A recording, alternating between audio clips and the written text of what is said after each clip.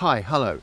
If you are new to the channel, welcome. If you've been here before, welcome back.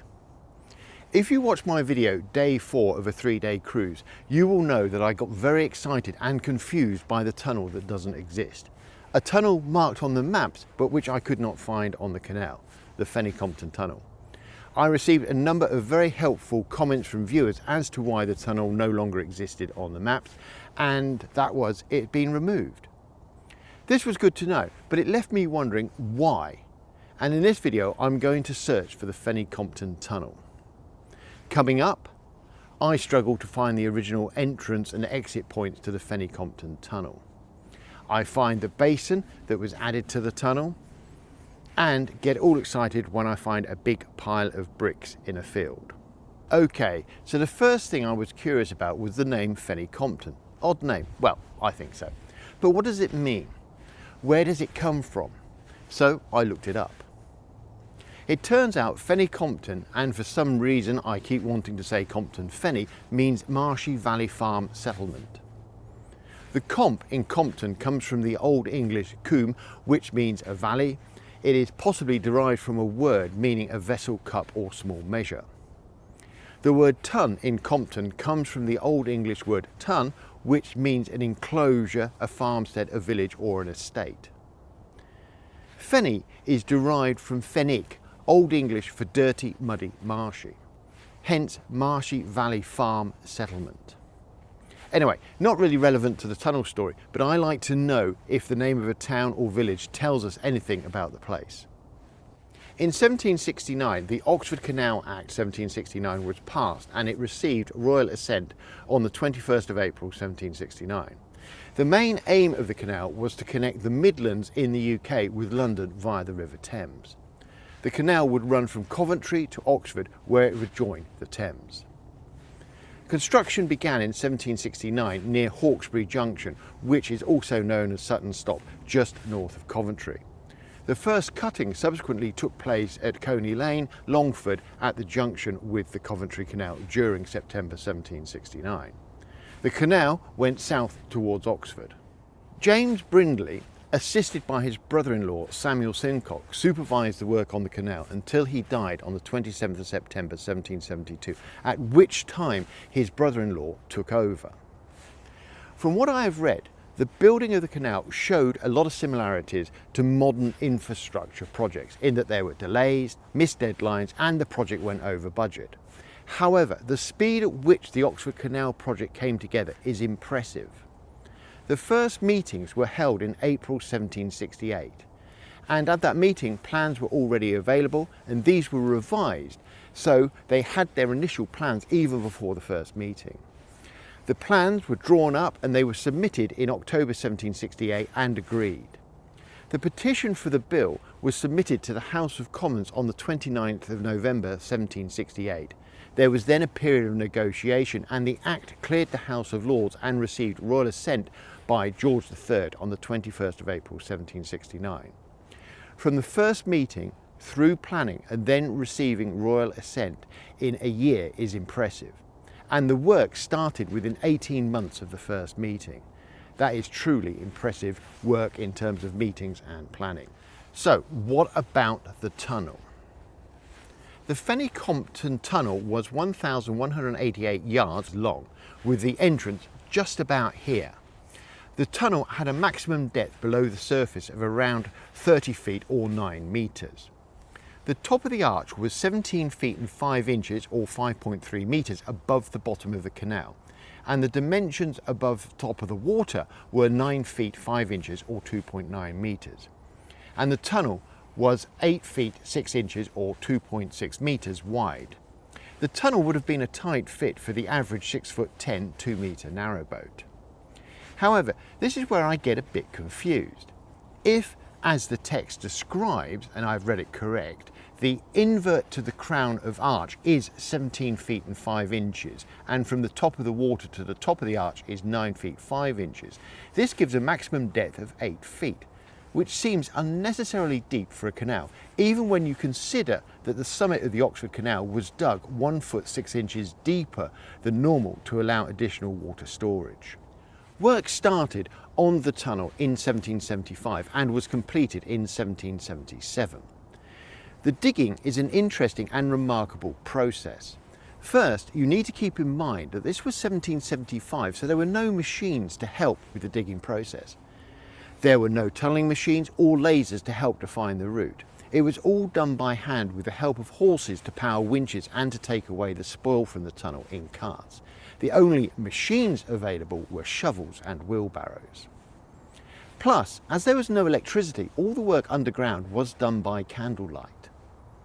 What is even more remarkable is the tunnel was built in a straight line, no kinks or bends like I experienced in the Braunston Tunnel, which was completed in 1796, some 20 years after the Fenny Compton Tunnel. So, how did they go about constructing the tunnel? The first problem was marking out the route. The tunnel had 8 headings, and it was incredible that Simcock and the tunnelling gangs got it right. The first step in the construction was to set up substantial observation towers to act as firm platforms for the transit theodolites and the setting out of the line of the tunnel. As part of the process, 3 shafts were sunk about 300 yards, 274 metres apart, a distance longer than typically used at the time. These shafts acted as guides to the route. That is, the 3 shafts were points on a straight line. The correct direction of the tunnel was determined by the use of plumb lines with a weight at the end steadied by suspending in water. And now I quote from the article I read, as I don't fully understand the process. The resident engineer then fixed the depth and direction underground by way of survey spikes as reference points to the tunnellers, who set out using plummet lamps and their own plumb lines. The plummet lamps were essentially plumb lines with a light, usually an oil lamp at the end. During the digging of the tunnel, the shafts, once broken into, were also used to remove spoil from the tunnel. The shafts, like the tunnel, were lined with bricks. Once the digging direction was determined, a small pilot tunnel was dug to the next shaft. The pilot tunnel was 4 or 5 feet high, so 1.2 to 1.5 metres, 3 feet or 0.91 metres wide at the bottom, tapering to about 2'7" or 0.79 metres at the top.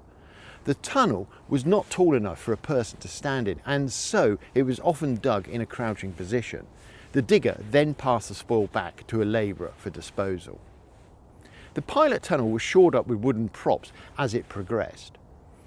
Once the pilot tunnel had broken through, the alignment was checked and any adjustment that was needed was made to the permanent fixed markers for the heading of the tunnel. The tunnel was then further dug out in a set sequence.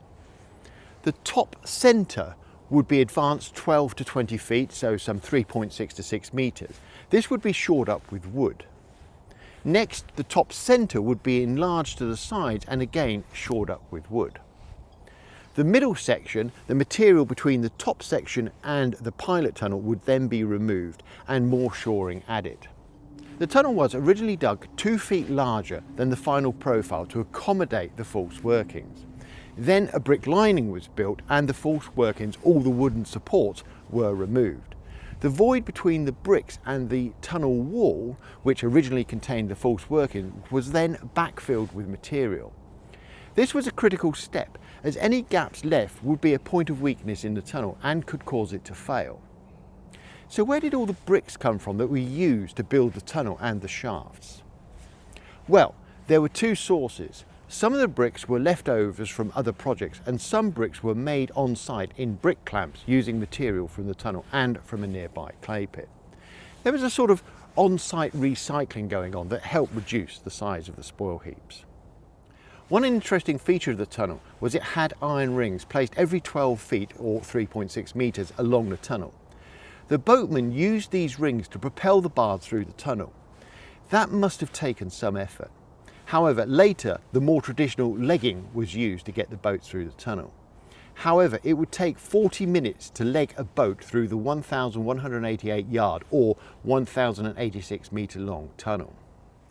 The tunnel was only one way, and there was no space for boats to pass. With a 40-minute transit time, this meant the tunnel was a bottleneck on the canal. In the 1830s, it was decided that, after improvements such as straightening of a northern section of the Oxford Canal, that something had to be done about the tunnel. And 1839-40 saw the first phase of the changes to the tunnel, with it chopped into two sections. 80 yards, 73 metres was removed from the western end of the tunnel, so from this end, and 165 yards, 151 metres from the eastern end, plus 336 yards or 307 metres from the western end, a new 155 yard, 141 metre long basin was constructed. The result was, coming in from the western end, from this end, from Fenny Compton, a 336 yard, 307 metre long tunnel, followed by a 155 yard, 141 metre basin, and then another 425 yards, 388 metres in a tunnel. The basin was widened for a passing place, and a wharf was built for a brick kiln that was built nearby. The work meant that more land had to be purchased, that is, the land under which the tunnel went, and also land for the spoil heaps. A second phase followed in 1866 to 1869 with the removal of the remaining sections of the tunnel roof. The second phase also required the building of a road bridge, number 138, a farm bridge, number 137, a turnover bridge, number 137A, and a feeder aqueduct to take water across the canal to the Wormington Reservoir. Okay, so enough of all this history. Let's go and see what I can still find on the ground of the tunnel. So as we come down the canal from Fenny Compton, and clearly I'm walking along the towpath, we get to a point where we can suddenly see down the length of the tunnel. So it must have been around here somewhere that they would have built the towers for construction of the tunnel, so that they got it in a straight line. If you look from here, you're looking straight down the tunnel. That's where it would have gone. And you can see the bridges that they built later when they removed the roof of the tunnel. So here, where you can see the bank jutting out, is roughly where the start of the tunnel would have been, the westerly portal closest to Fenny Compton.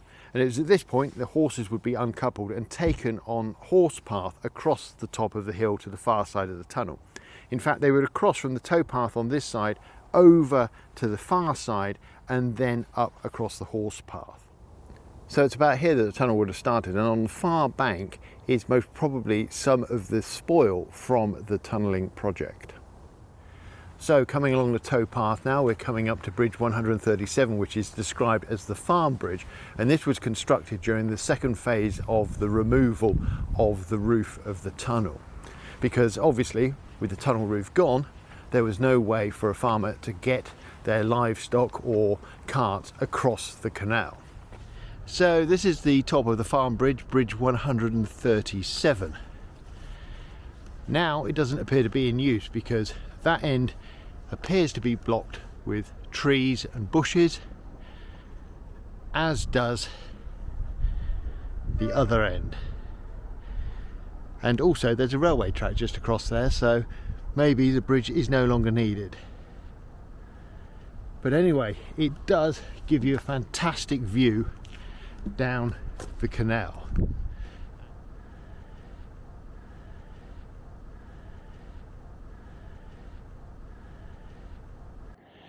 Over to the left here, we can see various heaps. These are most probably spoil heaps from the original tunnelling projects and the removal of the tunnel roof.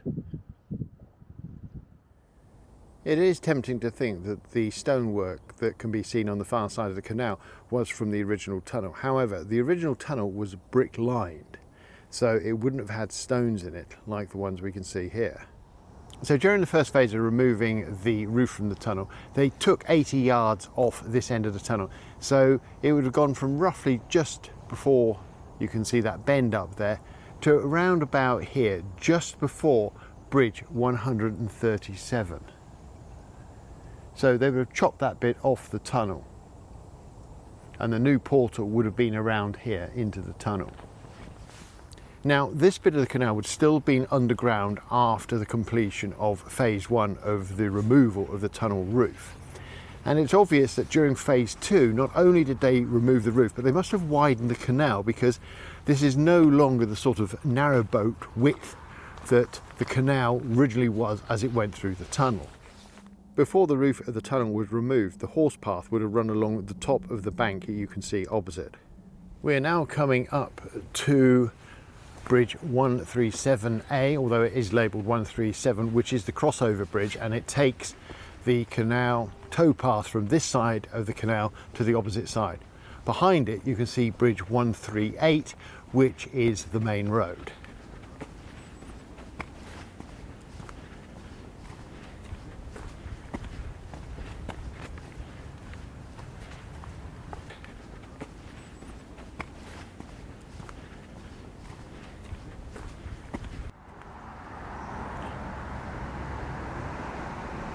And so this is the crossover bridge going over the canal.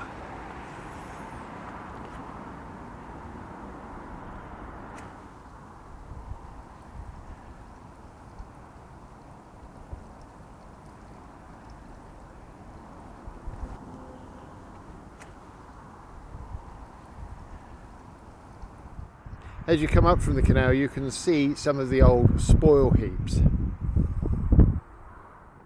And not only can you see some of the old spoil heaps, but you can also see what is possibly part of the original horse path.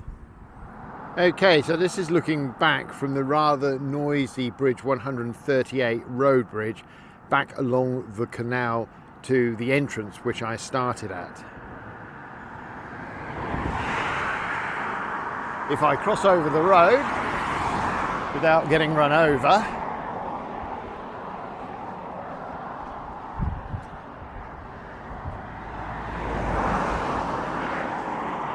on the other side we have where the original basin would have been, and you can just sort of see it here cut out on the right hand side. If you can hear me above the traffic, you can see how it's cut in, and this is where the basin would have been, with the wharf for the brickworks, which was up to the left. So I'm now going to go and see if I can actually find the brickworks. Okay, so we've got a path in here. Let's see where it takes us. A rather dilapidated shed on my right there.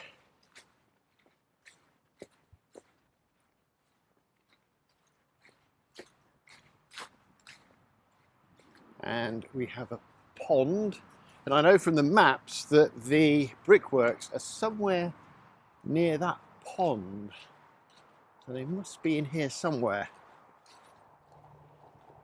Ah, this looks promising to my right.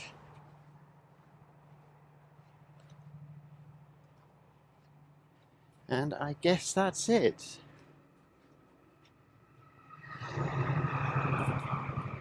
So in here, I don't know if you can see it, are the old brickworks. Now these brickworks, as far as I can tell, weren't actually used for building the canal, but were actually a later addition, and were one of the reasons why the wharf was built down in the basin, so that the bricks produced here could be loaded onto barges and taken away.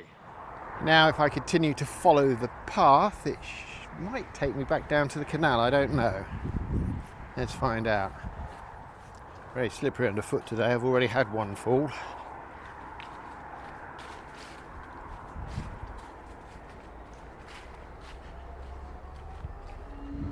And here we are back down on the canal. There's the road bridge just down there, and the canal is on my left as looking back down the canal, and I'm going to proceed in this direction.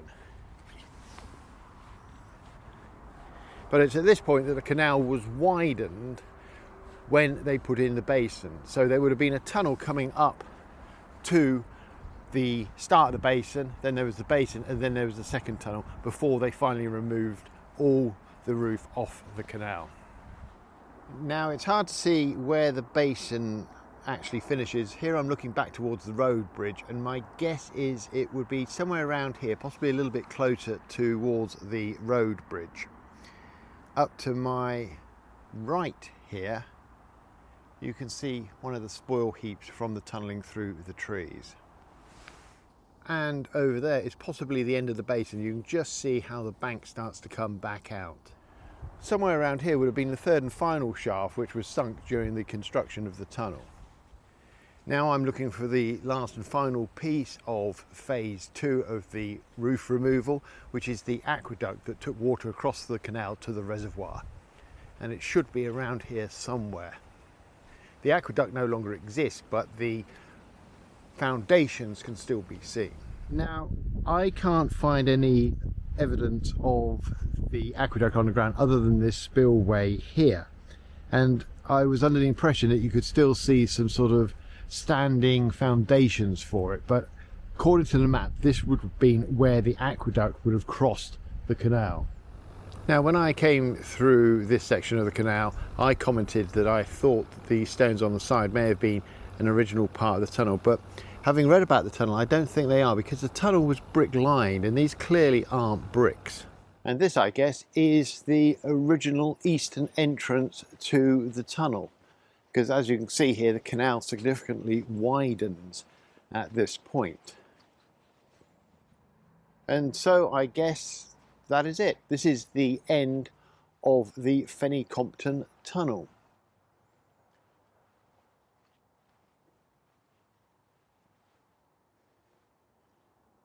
And looking back down the canal, that would have all originally have been tunnel. Quite incredible. Now, what is interesting, up here on the old horse path, this would have been possibly the original top of the hill. You can see the canal below and where the tunnel would have run through this section. And the canal is quite a way below us. And as I said, this was most probably, what I'm on here, is the old horse path. So I think this area running along the side of the canal now is possibly part spoil heap, but also would have had the horse path running along the top of it for the tunnel, which would have been down below to our right. So I'm now retracing my route back down the canal. What I'm walking along is a large bank here, which could possibly have been a spoil heap because it's higher than the farmland that I can see to my right, and the canal is down there on my left. And it makes you realise that yes, there was quite a sort of deep cutting required here, or a tunnel, to get the canal through this, because the farmland is quite high and the canal is quite a way down there on my left. Now the other significant point about the road bridge is the first shaft was sunk just the other side of it, with shafts 2 and 3 further up the canal. The second shaft was sunk somewhere around here, but of course there's no sign of it now because the roof has been taken off the canal, so the shaft no longer exists. So at this point we would have been back in the tunnel during the phase 2 part of the canal's history. That is, when they'd removed the first bit and created the basin and then had the second tunnel. The third and final shaft of the tunnel was sunk somewhere around here. Of course now there's no sign of it because the roof has been taken off the tunnel. I'm now back up on the road bridge, and the sound of the passing traffic and the wind was so bad that I have had to re-record what I said.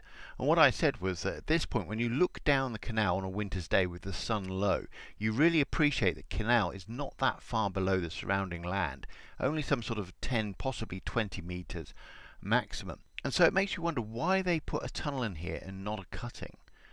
A cutting wouldn't have been that deep. However, from what I've read, the engineering skills at the time really made doing cuttings incredibly difficult, and in fact it was easier and quicker to put in a tunnel. Anyway, that is the history of the Fenny Compton Tunnel and why it's no longer a tunnel. Fascinating story. Loved the way it was dug out and then the work done to remove the roof from the tunnel. Now, if you've liked what you've watched and listened to here, don't forget to like and subscribe. And on the screen now you can see a QR code that will take you through to the Great Wagtail newsletter. Thanks for taking the time to watch this video. Bye for now.